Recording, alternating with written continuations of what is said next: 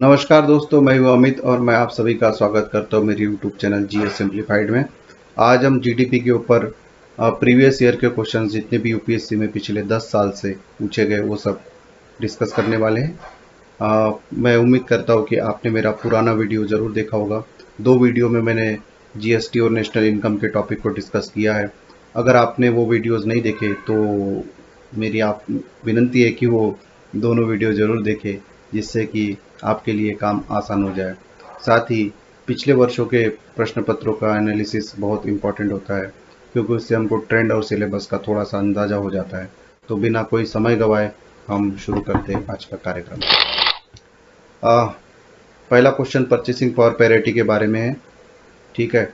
तो और दूसरा जो स्टेटमेंट है इस क्वेश्चन का वो ये बोल रहा कि परचेसिंग पावर पैरिटी के मामले में इंडिया जो है 6th लार्जेस्ट इकोनॉमी है, ठीक है। परचेसिंग पावर पैरिटी के मामले में इंडिया को वो 6th लार्जेस्ट इकोनॉमी बता रहा है। लेकिन क्या वाकई इंडिया 6th लार्जेस्ट इकोनॉमी है परचेसिंग पावर पैरिटी के मामले में? तो इसको हम देखते हैं। जैसे ये परचेसिंग पावर पैरिटी की डेफिनेशन हो गई। इस डेफिनेशन और आपने वीडियो देखा होगा तो आपको मालूम होगा कि ये पहला स्टेटमेंट बिल्कुल सही है, कोई प्रॉब्लम नहीं इसमें। सेकंड स्टेटमेंट में देखिए, ये ट्रेडिशनल एक्सचेंज रेट है, उसके बेसिस पर ये जीडीपी है गणना की गई है। उसमें यूएसए पहले नंबर पर और इंडिया 5वें नंबर पे है। और परचेसिंग पावर पैरिटी के मामले में चाइना 1 नंबर पे है और इंडिया 3rd नंबर पे है। तो 6वां नंबर तो कोई है ही नहीं। ये दोनों डायग्राम इकोनॉमिक सर्वे से लिए गए हैं, ठीक है। तो आपको पता लग गया होगा कि इस क्वेश्चन का सही आंसर बनेगा answer number 2, answer number 1, only 1 इसका सही आंसर है। आंसर 1 इसका बनेगा, ओनली 1 इज करेक्ट, ठीक है। अगले क्वेश्चन पे आते हैं।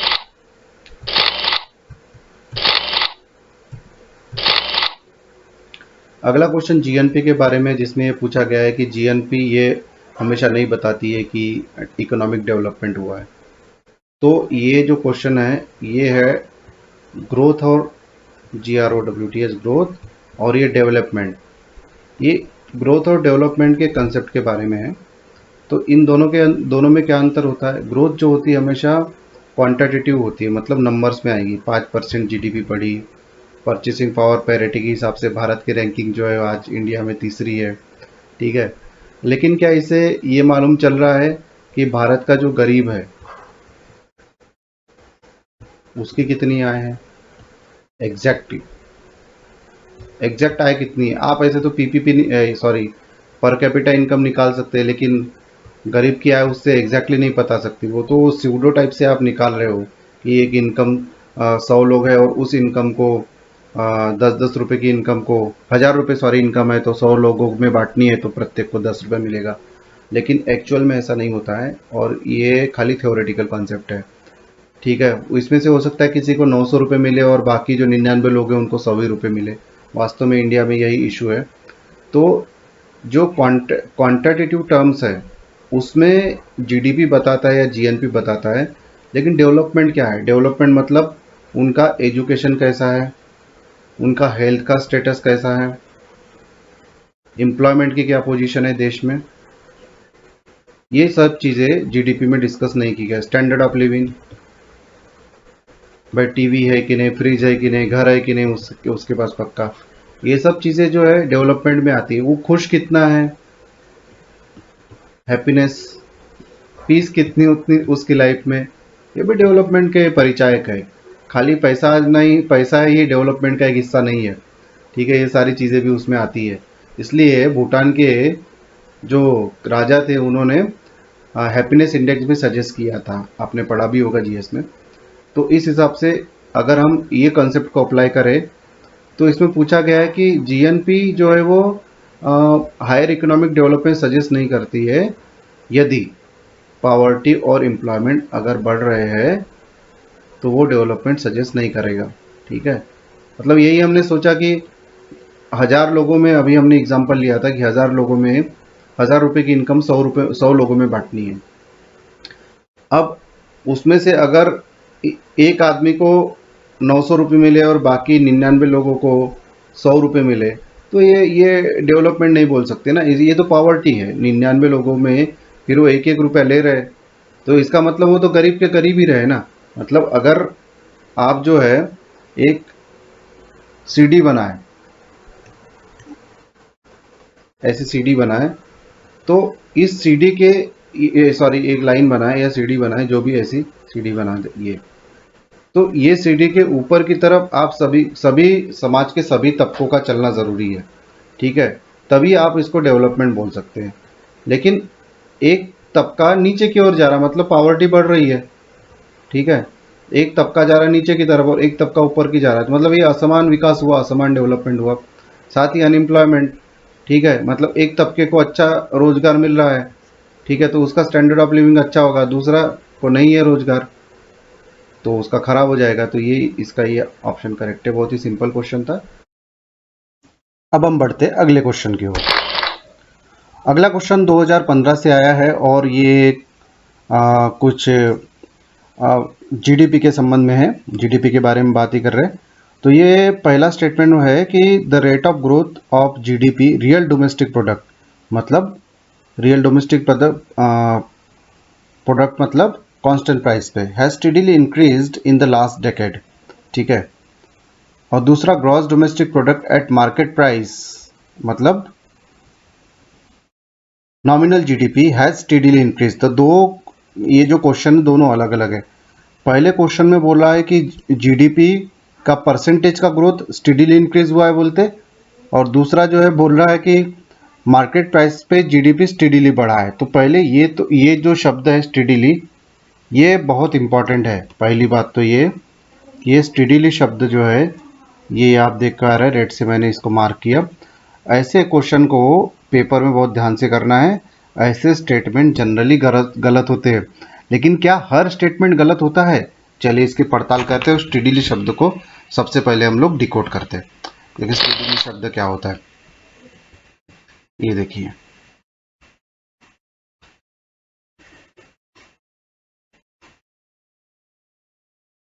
एक ग्राफ बना रहे हैं हम लोग।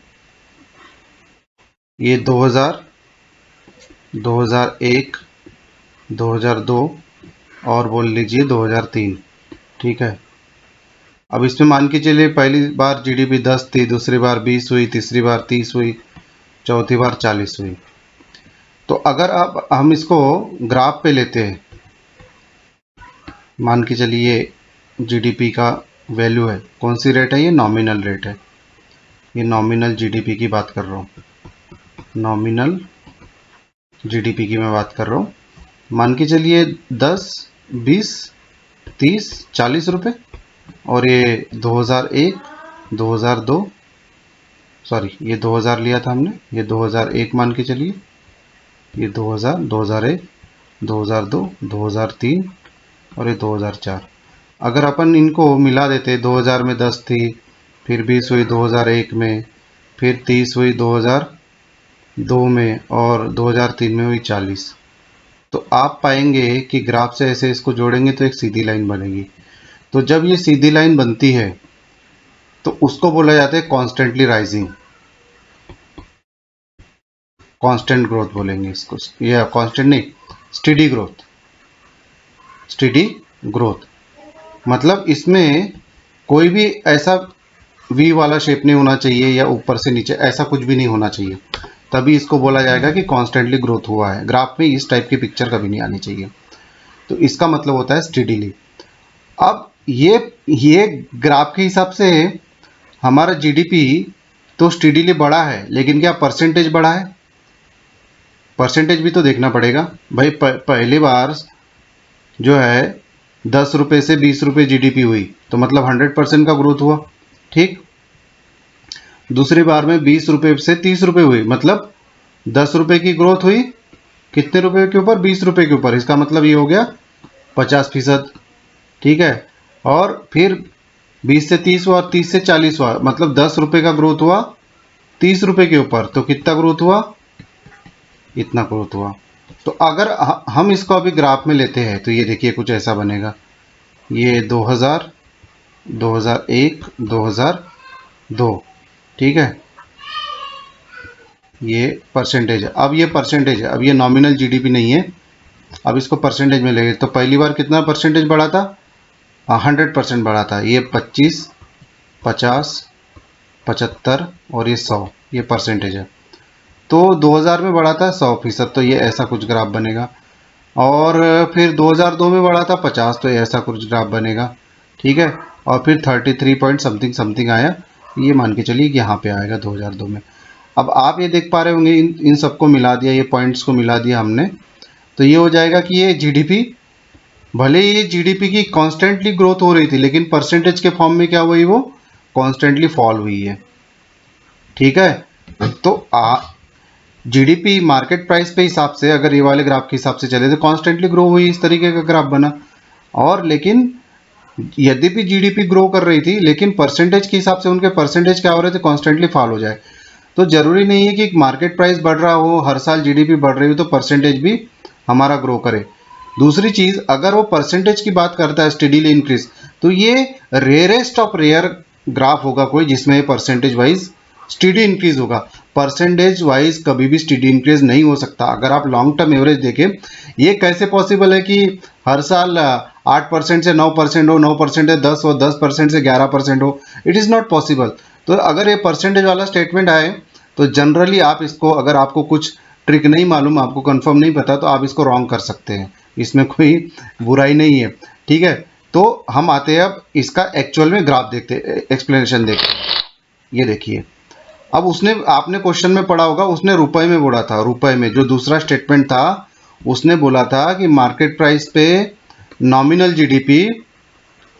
जीडीपी मार्केट प्राइस पे बोला था उसने कि कॉन्स्टेंटली ग्रो हुई है।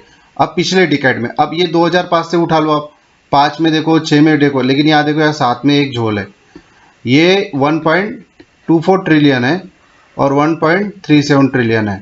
ठीक है, लेकिन ये बात ध्यान रखने वाली है कि ये जो डेटा है ये डॉलर में है। ठीक है, और उसने पूछा था रुपयों में। अब इसको भी एग्जांपल से समझते हैं। मान के चलिए एक बार दोनों साल इंडिया की जीडीपी 100 रुपये है। ठीक है, अगर एक साल $1 बराबर हो जाए 100 रुपये, ठीक है, और दूसरी बार $1 बराबर हो जाए 50 रुपये, तो इस साल भारत की जीडीपी हो जाएगी $2 और इस साल भारत की जीडीपी रहेगी $1। तो जीडीपी भले ही सेम थी, लेकिन क्या हुआ, डॉलर के रुपए की वजह से दूसरी बार ज़्यादा आ रही, पहली बार कम हो रही। ये सेम झोल यहाँ पे भी हुआ होगा। ये एक्सचेंज रेट का झोल है जिसकी वजह से डॉलर में कम आ रही। हालांकि इसको आप इग्नोर करें एक पॉइंट को, तो देखिए स्टेडी ग्रोथ है, ये देखो, और रुपए में भी लेंगे तो आप यहाँ पे ग्रोथ ही मिलेगी। तो ये सही है, लेकिन ये डॉलर में इस वजह से यहाँ पे ऐसा दिया हुआ है। ठीक बात। तो ये दूसरा जो स्टेटमेंट है ये बिल्कुल सही है, कोई प्रॉब्लम नहीं है इसमें। लेकिन जो अगला जो स्टेटमेंट है, ये देखिए 2005 से, ये आप देख रहे होंगे, तो इसमें वी आ रहा है। ये 2007-8 में देखो, ये वी आ रहा है, वी है ना, 2007-8 में ये वी दिख रहा होगा। मतलब कॉन्स्टेंटली जीडीपी ग्रो नहीं किया है ना, कॉन्स्टेंटली जीडीपी ग्रो नहीं किया, इसलिए ऐसा वी आपको दिखाई दे रहा। तो पहला स्टेटमेंट गलत है, दूसरा स्टेटमेंट करेक्ट है। हम क्वेश्चन की ओर जाते हैं। तो हमारा क्वेश्चन था कि the rate of growth of real gross domestic product है स्टेडीली इंक्रीज। ये पॉसिबल इन परसेंटेज बोल रहा ना, the rate of growth of real gross GDP. ये पॉसिबल नहीं कि हर साल 8% से बढ़े, फिर 9 हो, फिर 9.1 हो, फिर 9.2 हो, दैट इज नॉट पॉसिबल। लेकिन ये दूसरा स्टेटमेंट बिल्कुल सही है, मैंने ग्राफ के माध्यम से समझाया था। इसका आंसर बनेगा 2, ओनली 2। अगले क्वेश्चन की ओर हम बढ़ते। तो अगला क्वेश्चन है, वो किसी कंट्री में एक्स में इकोनॉमिक ग्रोथ नेसेसरीली होगी यदि, और केवल यदि, कौन सा ऑप्शन इसमें सही लग रहा है? इसमें से ये और ये दो ऑप्शन में आपको कंफ्यूजन हो सकता है। तो क्या technological progress is equal to GDP growth? ये ऐसा नहीं है। क्यों ऐसा नहीं, मैं आपको बता रहा हूँ। मान के चलिए कोई कंट्री टेक्नोलॉजिकली बहुत डेवलप हो रही है, लेकिन जो है बिजनेसमैन के पास पैसा नहीं है कि वो नया कैपिटल फॉर्म कर सके। ठीक है, तो new capital, no new capital, इसका मतलब no employment. No employment means no growth, no production. ठीक है, लेकिन ये तीसरा ऑप्शन एकदम परफेक्ट ऑप्शन है। इसको हमने जो हमारे वीडियो है उसमें भी डिस्कस किया था, इसको मैं दिखा देता हूँ। ये देखिए, कैपिटल गुड्स और कंजम्पशन गुड दो टाइप के गुड्स होते हैं, ठीक। और यदि कैपिटल गुड्स बढ़े तो एम्प्लॉयमेंट बढ़ता है, क्योंकि इसमें इन्वेस्टमेंट होता है। कैपिटल गुड्स का बढ़ना मतलब क्या होना, कैपिटल का बढ़ना मतलब इन्वेस्टमेंट का बढ़ना, और इन्वेस्टमेंट का बढ़ना मतलब एम्प्लॉयमेंट का बढ़ना, एम्प्लॉयमेंट मतलब प्रोडक्शन, प्रोडक्शन मतलब ग्रोथ, ठीक है।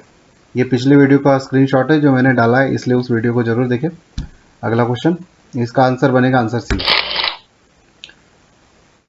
हाँ, ये है national income of a country for a given period. National income की परिभाषा पूछी है, तो ये पहला और चौथा ऑप्शन है। चौथा ऑप्शन बता रहा है ये जीडीपी की definition, monetary value of final goods and services produced, और a total value of goods and services produced by national.